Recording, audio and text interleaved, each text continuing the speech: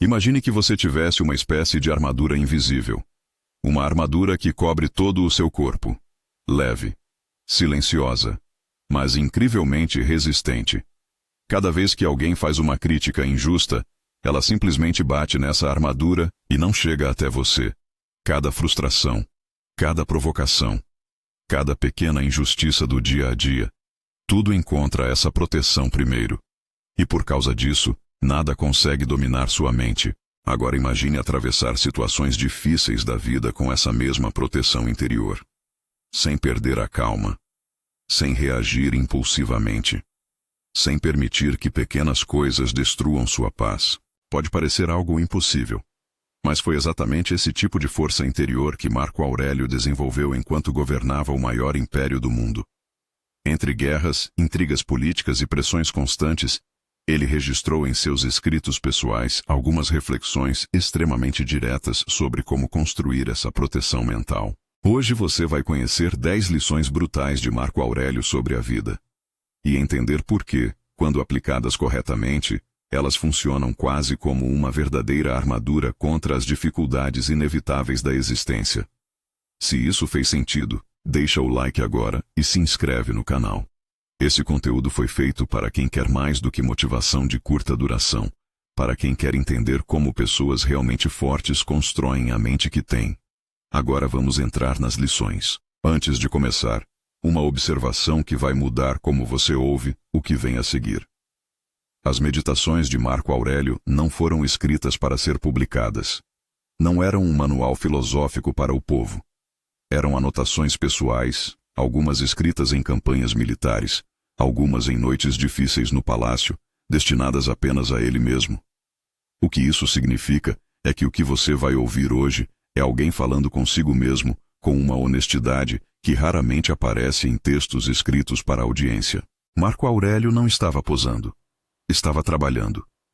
E essa diferença importa porque torna cada lição não um ideal a ser admirado de longe, mas um processo real de alguém que precisava dessas ideias para funcionar, que as esquecia e precisava ser lembrado, que às vezes falhava e voltava ao ponto de partida, exatamente como qualquer pessoa hoje. E aqui está algo que precisa ser nomeado antes da primeira lição, porque vai moldar como todas as outras são ouvidas. A lição número 1 é: você não pode controlar o que acontece, mas sempre pode controlar como responde. Esse princípio é repetido tantas vezes em forma de frase motivacional que perdeu quase toda a sua força. Mas quando você lê como Marco Aurélio o aplicava, com a honestidade crua das meditações, ele tem um peso completamente diferente. Ele governava o maior império do mundo. Guerras que não escolheu. Pestes que matavam centenas de milhares de pessoas. Filhos que morriam. Senadores que conspiravam, pressões que nunca paravam. E ele voltava, repetidamente, a essa mesma distinção. O que está sob meu controle e o que não está. Não porque era fácil, precisamente porque era difícil. A mente sob pressão tende a colapsar essa distinção, a tratar como controlável o que não é, desperdiçando energia na direção errada, ou a tratar como incontrolável o que de fato está sob controle, cedendo antes que a batalha comece. O que Marco Aurélio praticava era a recuperação dessa distinção, repetidamente, toda vez que o colapso acontecia, não a perfeição de nunca confundir, a disciplina de notar a confusão e corrigir. Pense na última semana. Quantas horas de energia mental foram gastas tentando controlar o que outra pessoa pensa, o que um resultado vai ser, o que o futuro vai trazer? Essa energia dirigida ao que não é controlável é energia que não está disponível para o que é. E Marco Aurélio sabia que essa má distribuição de energia era o começo de quase todo o colapso interior que ele havia observado em si mesmo e nos outros. Existe uma forma de calcular esse custo que pode tornar a distinção mais concreta.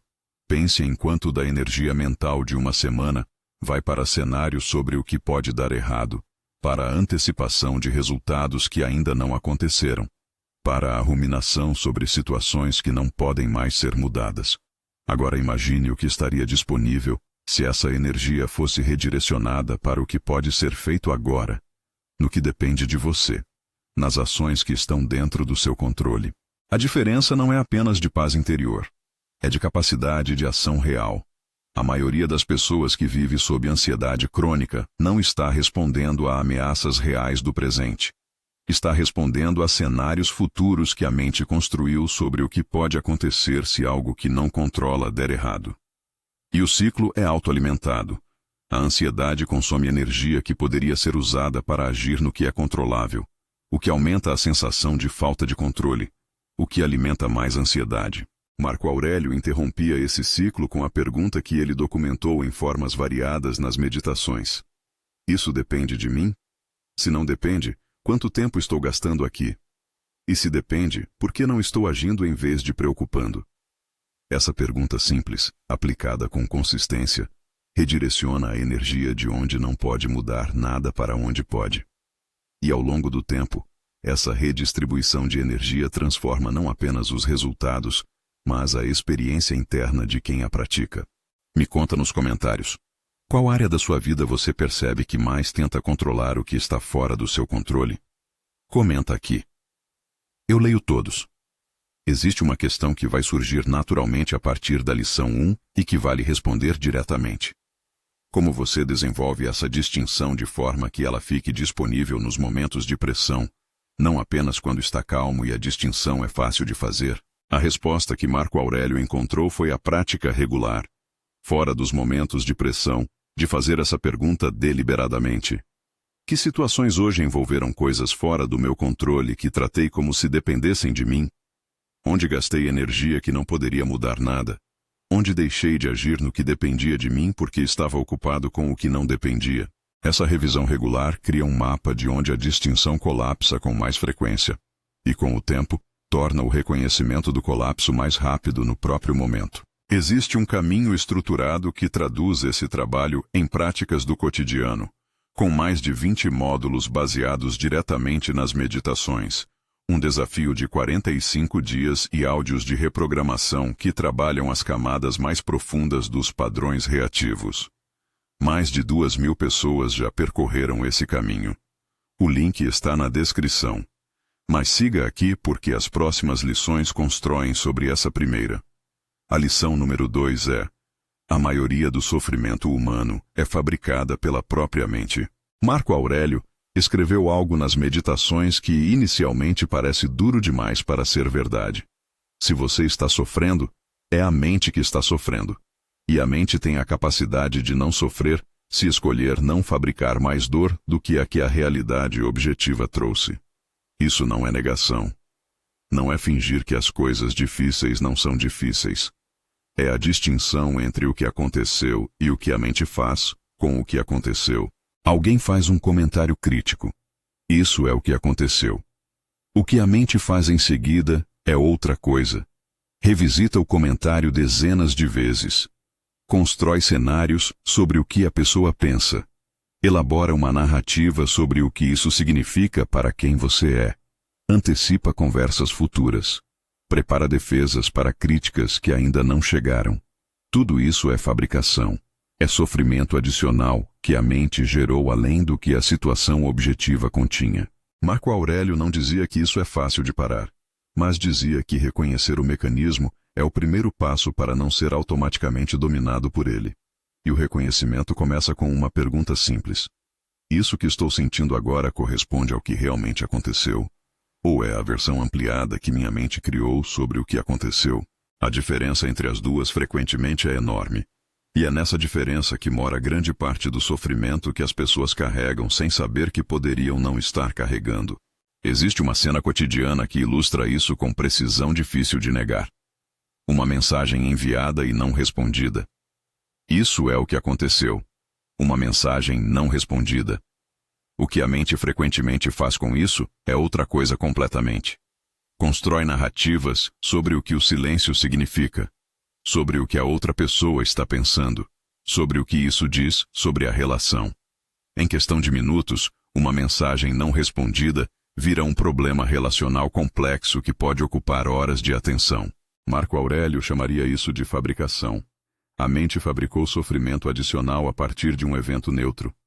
E a pergunta que liberta não é como faço a mensagem ser respondida. É o que aconteceu realmente? E o que estou adicionando ao que aconteceu? A separação entre essas duas perguntas é o trabalho.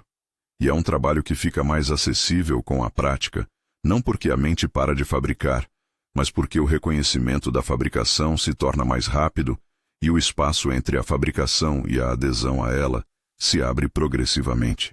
Isso está fazendo sentido? Deixa o like se você está acompanhando.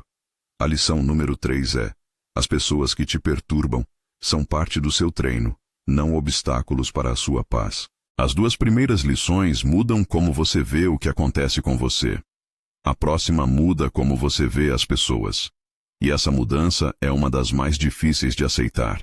E aqui chegamos a uma lição que vai diretamente contra o que a maioria das pessoas sente quando encontra alguém que a perturba, porque o instinto é tratar essa pessoa como o problema. Marco Aurélio enxergava de forma radicalmente diferente. Essa lição é uma das mais contraintuitivas das meditações e uma das mais poderosas quando realmente internalizadas. Marco Aurélio via as pessoas difíceis, os que provocam, os que traem, os que são mesquinhos ou cruéis, não como interrupções do caminho, mas como parte necessária dele. Ele escreveu sobre isso de uma forma que inicialmente choca. Pelas manhãs, ele se preparava mentalmente para encontrar pessoas ingratas, arrogantes, desonestas. Não porque era pessimista, porque queria que o encontro com essas pessoas não fosse uma surpresa que desestabilizasse o que havia cultivado. Queria que quando chegassem, e chegariam, ele já tivesse processado o encontro antes de acontecer. Esse tipo de preparação preventiva é radicalmente diferente da forma como a maioria das pessoas começa o dia. A maioria começa sem preparação nenhuma, esperando que o dia seja razoavelmente fácil, e se surpreende quando não é. E a surpresa, por si só, tem um custo. O estado interno que não estava preparado para o que chegou precisa de mais recursos para processar do que o estado que havia antecipado a possibilidade. Marco Aurélio não esperava que o dia fosse difícil. Estava pronto para que fosse. E essa distinção, sutil de descrever, mas enorme de experimentar, é o que a prática matinal das meditações construía repetidamente. O que essa prática revela é algo sobre a natureza da força interior que Marco Aurélio buscava desenvolver. Uma força que só funciona em condições ideais não é força. É ausência temporária de adversidade. A força real é a que persiste quando a adversidade está presente. E a adversidade, para Marco Aurélio, tinha frequentemente o rosto de uma pessoa específica tentando desestabilizar o que ele havia construído. A maioria das pessoas trata as pessoas difíceis como variáveis a serem eliminadas. O problema é que pessoas difíceis não são elimináveis. Haverá sempre alguém que provoca, que é ingrato, que age de forma que perturba. Se a paz interior depende da ausência dessas pessoas, a paz interior nunca vai ser estável. Porque as pessoas difíceis fazem parte do tecido da vida humana com a mesma regularidade que o clima imprevisível faz parte do mundo natural. O que Marco Aurélio construía era uma paz que não dependia da ausência delas, que era capaz de existir na presença delas. E essa qualidade de paz, que é estruturalmente mais robusta do que a paz que depende de condições ideais, é o que as pessoas ao redor percebem como equanimidade real, e não como indiferença ou desapego falso. Conheci alguém que descrevia uma transformação nessa direção. Havia um colega de trabalho que consistentemente fazia comentários que desestabilizavam o seu dia. Por meses, essa pessoa foi tratada como o problema a ser resolvido, a variável a ser eliminada para que o ambiente ficasse tolerável. Até que essa pessoa percebeu que o problema não era o colega. Era a dependência do comportamento do colega para determinar se o dia seria bom ou ruim. Mudar essa relação foi uma das mudanças mais profundas que essa pessoa fez. Não o colega. A dependência. Existe algo que Marco Aurélio acrescentava a essa prática que vai além da simples aceitação das pessoas difíceis como parte do caminho. Ele praticava a extensão de compreensão para elas, não indulgência, não aprovação do comportamento, compreensão do que está por baixo dele. A pessoa que trata outros com crueldade geralmente está sofrendo de alguma forma. A que é desonesta frequentemente opera sob medo. A que é agressiva muitas vezes está respondendo a uma ameaça que sente, real ou percebida. Isso não justifica o comportamento, mas contextualiza. E contextualizar transforma a relação de confronto com o inimigo em observação do humano que está por baixo do comportamento que perturba. Marco Aurélio escreveu sobre isso nas Meditações de uma forma que ainda hoje é desconcertante pela generosidade. Quando alguém te fizer mal, pergunte a si mesmo o que fez com que essa pessoa chegasse a esse ponto. Esse deslocamento de perspectiva não é fraqueza. É a demonstração de que você é grande o suficiente para ver além do gesto. Me conta nos comentários, quem é a pessoa que mais te testa nessa área? Não o nome. O tipo de comportamento. Comenta aqui. A lição número 4 é: o presente é tudo que existe, e a maioria das pessoas nunca vive nele. Marco Aurélio escreveu sobre o tempo com uma intensidade que o contexto histórico da sua vida torna completamente compreensível. Governando durante a peste antonina, que matou milhões, a brevidade da vida não era abstração filosófica. Era o ambiente em que ele operava todos os dias. E o que ele observava era que a maioria das pessoas passa a vida no passado ou no futuro, raramente no presente.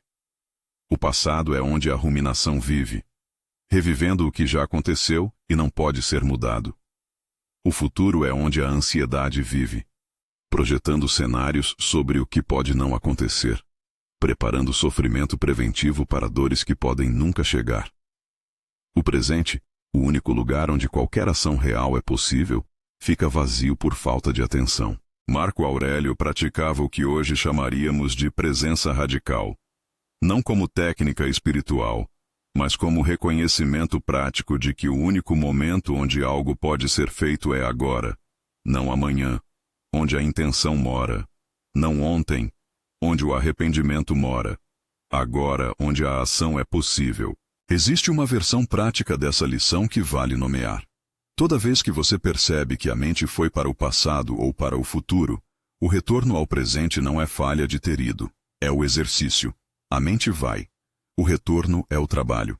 E cada retorno, feito com consciência em vez de frustração, é uma repetição que vai construindo a capacidade de habitar o presente com mais consistência. A maioria das pessoas que tenta viver no presente entende a ideia, mas luta com a prática por uma razão específica. Confunde presença com ausência de pensamento, achando que viver no presente significa não pensar no futuro ou não lembrar do passado. E como isso é impossível, conclui que não consegue. Marco Aurélio não praticava ausência de pensamento. Praticava o retorno deliberado da atenção para o que está acontecendo agora, mesmo que o pensamento tenha ido para outro lugar. A diferença é entre ser carregado pela corrente sem perceber e notar que está sendo carregado e nadar de volta. A corrente existe. A natação é a prática. E existe uma dimensão dessa lição que vai além da experiência interna e que afeta diretamente a qualidade das relações. Uma que raramente é nomeada, mas que é imediatamente reconhecível quando está presente ou ausente. A pessoa que está presente numa conversa não está apenas ouvindo as palavras. Está com a pessoa. E essa qualidade de atenção, que é cada vez mais rara num mundo que oferece competição constante pela atenção, é percebida de forma visceral por quem a recebe. As conversas mais significativas que você provavelmente já teve foram com pessoas que estavam completamente presentes nelas. Não pensando no que diriam em seguida. Não gerenciando como estavam sendo percebidos. Presentes.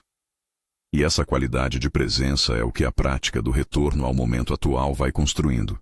Conversa por conversa, interação por interação. Se você ainda não se inscreveu no canal, faz isso agora e ativa o sininho. A lição número 5 é: sua reputação não é sua, mas seu caráter é. Essa distinção que Marco Aurélio fazia entre reputação e caráter é um dos princípios mais libertadores das meditações quando realmente compreendido. A reputação é o que os outros pensam de você. E o que os outros pensam de você está, fundamentalmente, fora do seu controle. Você pode influenciar, mas não determinar. Pode cultivar, mas não garantir. O caráter é o que você é quando ninguém está olhando.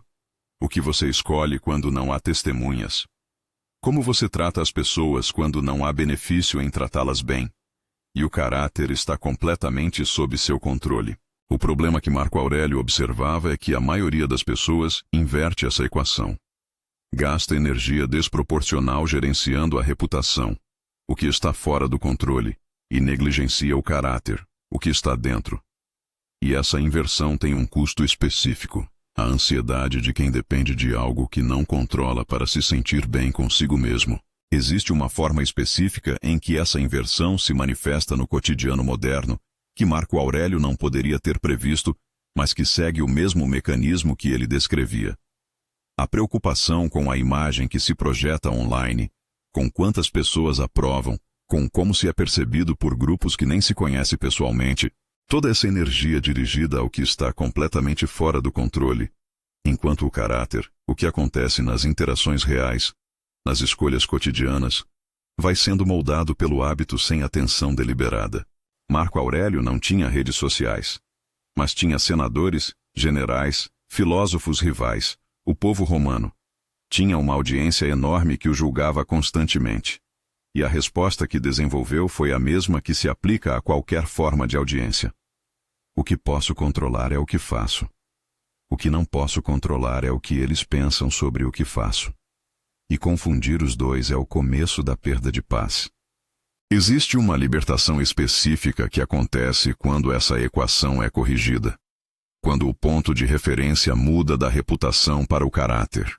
Quando a pergunta deixa de ser o que as pessoas vão pensar e passa a ser o que a pessoa que quero ser faria aqui.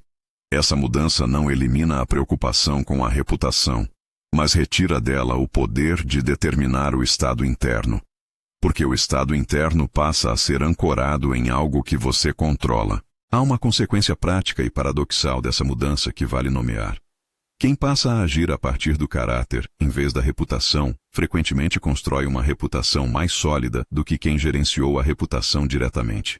Porque a reputação construída sobre caráter real é consistente. Não muda dependendo de quem está olhando. Não precisa ser gerenciada porque emerge naturalmente de quem a pessoa realmente é. Marco Aurélio sabia que seria julgado pela história.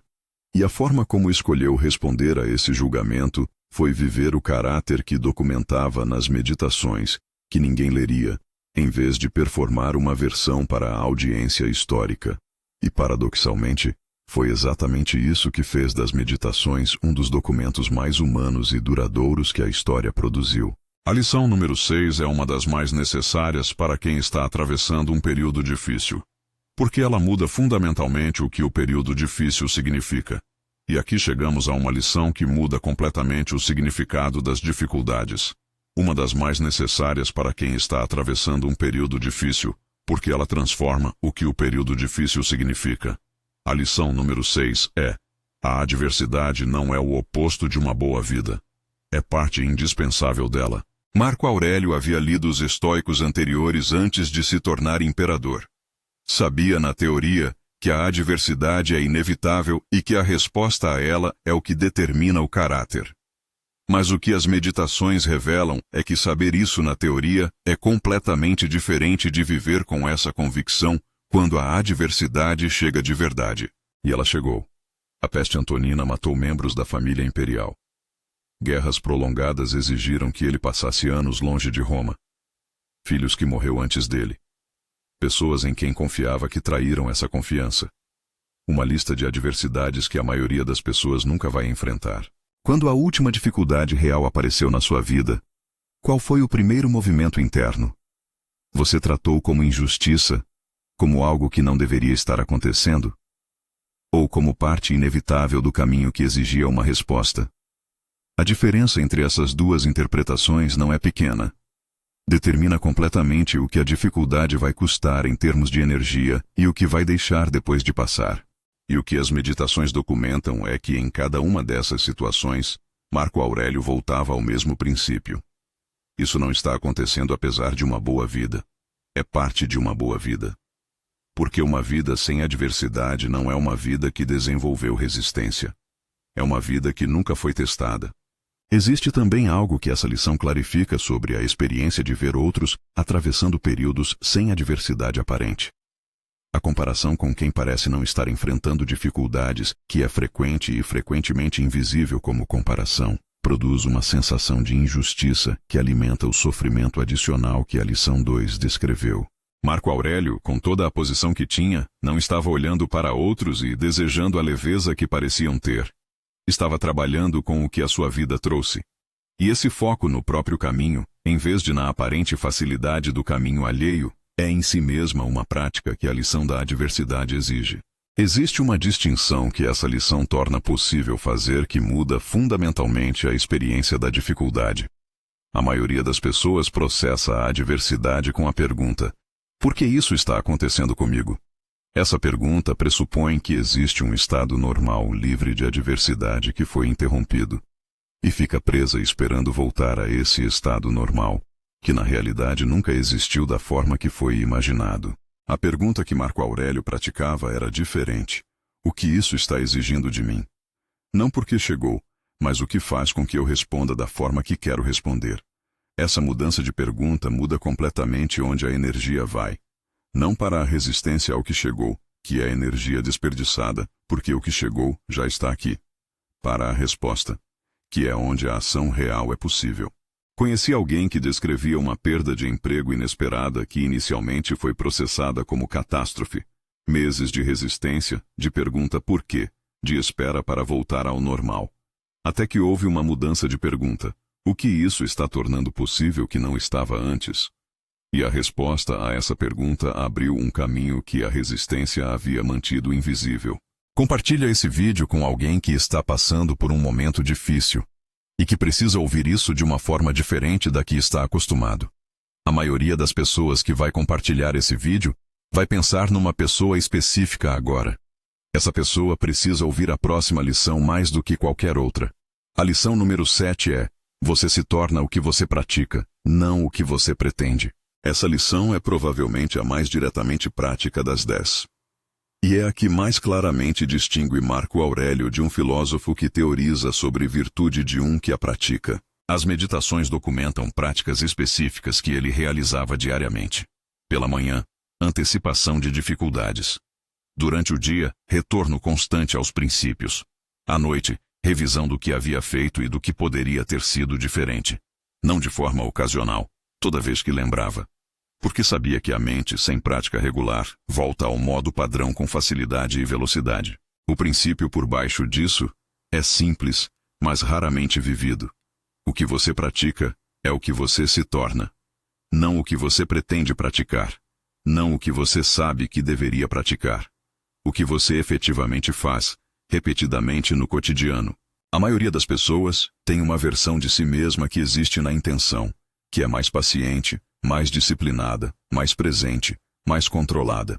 E tem uma versão que existe na prática, que é o resultado das repetições reais do cotidiano.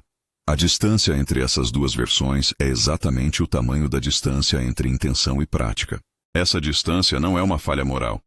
É o resultado de uma realidade simples. O comportamento sob pressão é determinado pelo que foi praticado, não pelo que foi intencionado. A paciência que você quer ter numa situação difícil não aparece porque você sabe que seria melhor ser paciente. Aparece se foi praticada em situações menores com a consistência suficiente para que se torne mais automática do que a reação que ela estava substituindo. Esse princípio, aplicado a cada uma das 10 lições que você conheceu hoje, tem uma implicação direta e concreta. Qualquer uma delas pode ser compreendida em minutos. Nenhuma delas se instala em minutos. A compreensão é o começo, a prática é o trabalho. E o trabalho, feito com a consistência que Marco Aurélio documentava, é o que fecha a distância entre quem você é hoje e quem você quer ser. Marco Aurélio reduzia essa distância praticando. Não esperando estar pronto para praticar. Não esperando motivação para praticar. Praticando com os recursos disponíveis no dia, independentemente do resultado do dia anterior. Existe um detalhe sobre como Marco Aurélio praticava que raramente é mencionado, mas que é fundamental. Ele não esperava fazer a prática perfeita. Esperava fazer a prática. Havia dias nas meditações em que ele registrava ter falhado no que havia intencionado. Dias em que a paciência não havia aparecido quando precisava. Dias em que a reação automática chegou na frente da resposta escolhida. E a diferença entre ele e a maioria das pessoas não estava em não falhar. Estava no que fazia depois da falha. Não havia arrependimento paralisante. Havia registro, revisão, retorno à prática no dia seguinte. A falha era dados. Não era sentença. Essa postura diante da falha é em si mesma uma prática que precisa ser desenvolvida. Porque a maioria das pessoas abandona a prática não quando falha, mas quando se julga pela falha, de uma forma que torna voltar muito difícil. Marco Aurélio eliminava esse segundo colapso ao tratar a falha como informação, não como prova de inadequação. Deixa o like se você chegou até aqui e está reconhecendo nas lições de Marco Aurélio algo que ressoa com o que você já sabia, mas nunca havia ouvido com essa clareza. A lição número 8 é: a morte é o maior professor sobre como viver. Essa lição é a mais desconfortável das 10 para a maioria das pessoas, e provavelmente por isso é a mais necessária. Marco Aurélio praticava a meditatio mortis, a contemplação regular da morte, não como exercício sombrio, mas como calibrador de perspectiva. Quando a morte está no horizonte da consciência, o que realmente importa fica mais claro. O que é trivial perde o peso desproporcional que o esquecimento da finitude lhe confere. Ele escreveu sobre isso de uma forma que permanece precisa 2000 anos depois. Alexandre o Grande e o seu cavalariço agora estão no mesmo lugar. O mais poderoso e o mais humilde, iguais diante do tempo. O que isso faz é relativizar o peso de conquistas, falhas, humilhações e triunfos que no dia a dia parecem enormes. Não como niilismo, como se nada importasse porque tudo passa. Como liberação das urgências falsas que a ilusão de permanência cria. As coisas que realmente importam ficam mais visíveis quando a finitude está presente na consciência. As coisas que não importam perdem o poder de ocupar espaço que pertence ao que importa. Existe um experimento mental que Marco Aurélio praticava com regularidade e que as meditações documentam em diferentes formas. Imaginar como o momento presente será visto de muito longe no tempo. O conflito que parece enorme hoje, como vai parecer daqui a 10 anos? A humilhação que parece permanente, quanto peso vai ter daqui a uma geração? A conquista que parece definitiva, quanto vai importar daqui a um século? Essa perspectiva não diminui o presente. Calibra-o. Permite que o peso dado a cada coisa corresponda mais ao peso real do que ao peso que o estado emocional do momento atribuiu. E um estado interno calibrado pelo peso real das coisas toma decisões melhores, usa energia com mais precisão e é afetado de forma mais proporcional pelo que acontece ao redor. A questão prática que essa lição coloca é simples e difícil ao mesmo tempo. Se você soubesse que este é o último ano da sua vida, o que estaria fazendo diferente? O que você está fazendo que deixaria de fazer? O que está deixando de fazer que passaria a fazer? E a resposta honesta a essas perguntas é um mapa de onde a distância entre a vida vivida e a vida que você quer viver está. Marco Aurélio não praticava essa contemplação para ficar ansioso sobre a morte. Praticava para clarificar o presente. Porque a finitude, quando está na consciência, tem um efeito específico sobre o que parece urgente e o que parece trivial. Muitas coisas que pareciam urgentes perdem urgência. Muitas coisas que eram adiadas ganham uma prioridade que sempre mereceram. Existe também uma versão mais acessível dessa prática que não exige contemplar o fim da vida inteira. Apenas o fim do dia. Ao final de cada dia, Marco Aurélio revisava. O que fiz que estava alinhado com quem quero ser? O que fiz que não estava? O que amanhã pode ser diferente? Essa revisão cotidiana, pequena e consistente, vai acumulando ao longo do tempo uma clareza sobre o que realmente importa, que nenhuma reflexão ocasional e intensa consegue produzir. Existe também algo que essa prática da morte como referência clarifica sobre as relações. As conversas que foram adiadas porque o momento não parecia certo. As palavras que ficaram por dizer porque sempre haveria amanhã. Os conflitos que não foram resolvidos porque pareciam urgentes demais para um lado e menores demais para o outro. A presença da finitude na consciência não cria urgência ansiosa para fazer tudo ao mesmo tempo. Cria clareza sobre o que realmente precisa de atenção agora em vez de depois. E frequentemente revela que o depois em que muitas coisas importantes foram depositadas é um lugar mais incerto do que parecia. Me conta nos comentários. O que você mudaria? Comenta aqui.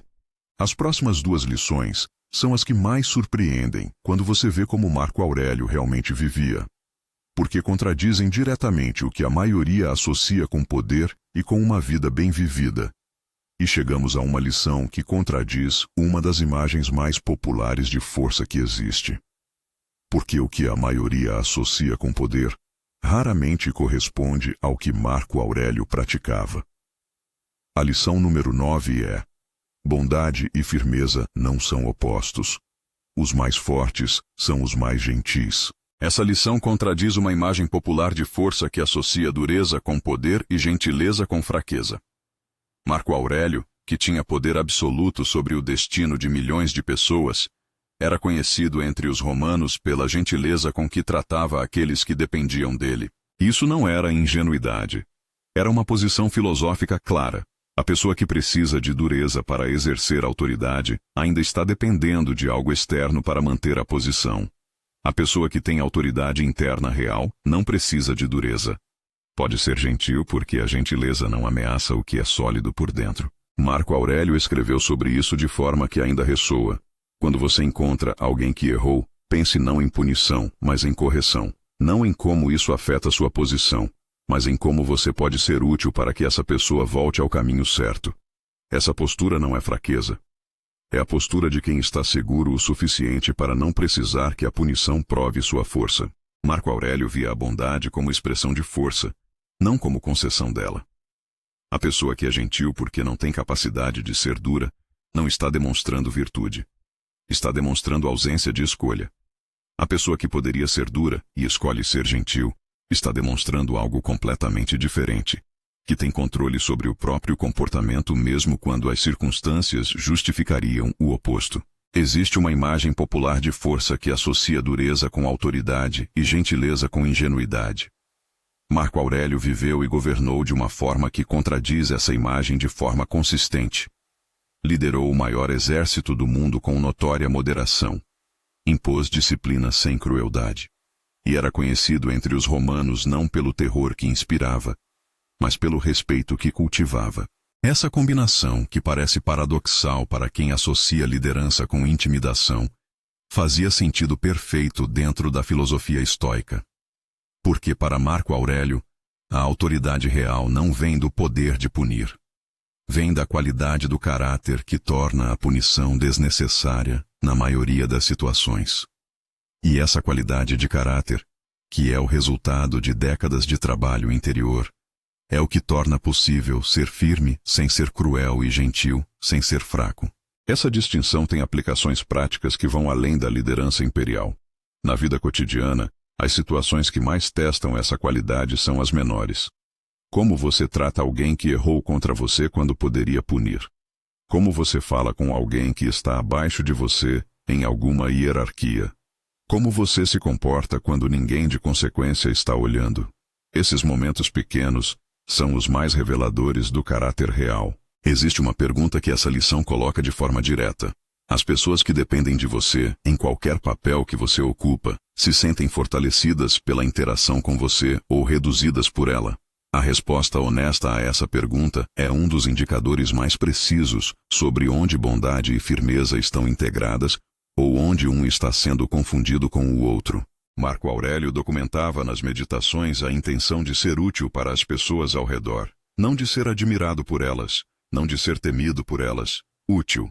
E essa intenção, quando genuína, muda a qualidade de todas as interações de uma forma que as pessoas ao redor percebem mesmo quando não conseguem nomear o que mudou. E chegamos à 10ª lição, a mais abrangente de todas, a que dá sentido às 9 anteriores. Existe uma jornada estruturada que traduz cada uma dessas lições em práticas concretas do cotidiano moderno, construída com mais de 20 módulos diretamente sobre o que Marco Aurélio documentava nas meditações, com um desafio de 45 dias. Áudios de reprogramação e todo o sistema adaptado para a realidade de quem vive no século XXI. Mais de 2.000 pessoas já percorreram esse caminho. O link está na descrição. A lição número 10 é: a vida não precisa ser longa para ser significativa. Precisa ser vivida com intenção. Essa última lição é, de certa forma, o resumo das 9 anteriores. Porque o que todas elas apontam, de ângulos diferentes, é para a mesma coisa. O que determina a qualidade de uma vida Não é a sua extensão, nem as circunstâncias externas, nem a aprovação dos outros, nem a ausência de adversidade. É a qualidade de atenção e intenção que é trazida para o que existe agora. Marco Aurélio morreu aos 58 anos, o que para padrões modernos é relativamente jovem. Mas o que ele deixou, escrito para si mesmo sem intenção de publicar, influenciou o pensamento humano por 2 milênios. Não pela quantidade de anos, pela qualidade de presença que trouxe para cada um deles, incluindo os mais difíceis. A pergunta que essa lição coloca não é quanto tempo você tem, é o que você faz com o tempo que tem. Não no sentido de produtividade ou realização externa, no sentido de presença, de intenção, de conexão real com o que está acontecendo, em vez de operação automática no piloto que os hábitos instalaram. Marco Aurélio escreveu nas Meditações algo sobre isso que ainda hoje tem peso considerável. Perde tempo quem vive sem objetivo. Não no sentido de metas externas a serem atingidas, no sentido de direção interna, de saber, no momento de qualquer escolha, para onde se está indo. Sem essa direção, a vida acontece. Mas a maioria das pessoas, olhando para trás, tem dificuldade de encontrar coerência no que viveu, de ver como as partes se conectam, de reconhecer que as escolhas foram feitas em vez de acontecidas. Viver com intenção não elimina o imprevisto, não garante resultados específicos, não produz uma vida sem dificuldade. O que produz é uma vida que, mesmo atravessando dificuldade, permanece reconhecível como sua. Que mesmo quando os planos mudam, a direção permanece. Que mesmo quando o controle se perde em aspectos externos, o caráter interno permanece o ponto de ancoragem. Existe uma consequência prática dessa lição que raramente é nomeada, mas que é um dos seus efeitos mais visíveis ao longo do tempo. Quando a intenção passa a guiar as escolhas de forma consistente, a relação com o arrependimento muda. O arrependimento mais pesado que a maioria carrega não é sobre coisas que fizeram. É sobre coisas que deixaram de fazer porque o momento nunca pareceu certo, porque o medo do fracasso era maior do que a clareza sobre o que importava, porque a intenção nunca foi traduzida em ação. A vida vivida com intenção não elimina o fracasso, mas elimina progressivamente o tipo de arrependimento que vem de nunca ter tentado. E essa distinção, ao final, é uma das mais importantes que existe entre uma vida olhada para trás com paz e uma olhada com a sensação de que algo importante nunca chegou a acontecer. As 10 lições que você ouviu hoje apontam para a mesma direção, mesmo chegando de ângulos diferentes. Controle sobre o que depende de você. Reconhecimento do que não depende. Presença no que está aqui agora. Caráter como âncora quando tudo ao redor oscila. Adversidade como parte do caminho, não como desvio dele. Prática como o único caminho entre intenção e realidade. Bondade como expressão de força. Finitude como clarificador do que realmente importa. E a vida vivida com intenção como a única medida que ao final tem peso real. Nenhuma dessas lições é nova. Marco Aurélio não inventou a sabedoria que as Meditações contêm. O que ele fez foi aplicá-la, com imperfeição honesta, com retrocessos documentados, com a persistência de quem sabia que saber não é suficiente e que a prática é o único caminho entre o que você sabe e o que você é. E o que as Meditações oferecem, para quem as lê como o diário de trabalho que são, é um modelo de como esse processo realmente se parece. Não linear, não progressivo de forma constante, mas com uma direção que permanece mesmo quando o progresso não é visível. E com uma honestidade sobre as quedas que raramente aparecem em documentos escritos para demonstrar sabedoria para outros. 2000 anos separam Marco Aurélio do momento em que você está ouvindo isso. 2000 anos de mudança tecnológica, social, política, cultural.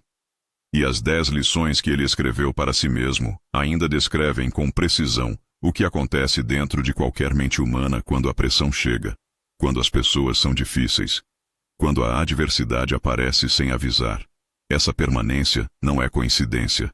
É o sinal de que o que as Meditações tocam não é culturalmente específico. É estruturalmente humano. De todas as 10 lições que você conheceu hoje, qual chegou com mais força? Qual tocou em algo que você sabia, mas não havia nomeado com essa clareza? Me conta nos comentários. Compartilha esse vídeo com alguém que está em um momento da vida onde essas lições poderiam mudar alguma coisa. Inscreva-se no canal se ainda não fez isso. Em alguns segundos vai aparecer um vídeo na tela que aprofunda o que você acabou de ouvir. Ele é o próximo passo dessa jornada. Não ignore. Talvez enquanto você ouvia as 10 lições, algumas tenham chegado com mais peso do que outras. Algumas que tocaram em algo já sabido, mas nunca nomeado com essa clareza. Outras que trouxeram uma resistência inicial, como tudo que desafia uma narrativa em que estávamos confortáveis. As lições que trouxeram resistência merecem atenção especial, porque resistência frequentemente é o sinal de que algo real foi tocado, de que a distância entre o que a lição descreve e o que está sendo vivido é grande o suficiente para ser desconfortável de reconhecer. E tudo volta para aquela imagem do início. Lembra da armadura que foi descrita no início deste vídeo? Leve, silenciosa, incrivelmente resistente. Essa armadura não é algo que você encontra pronta. É algo que se constrói, lição por lição, prática por prática, repetição por repetição. As 10 lições de Marco Aurélio que você conheceu hoje são os materiais de construção, não a armadura já pronta. Os materiais, a construção é sua, e a armadura que Marco Aurélio construiu não foi erguida num único dia de esforço extraordinário. Foi construída exatamente como qualquer armadura real é construída, peça por peça, com trabalho repetido, com a paciência de quem entende que o que dura é o que foi feito com cuidado ao longo do tempo. Agora, depende de você.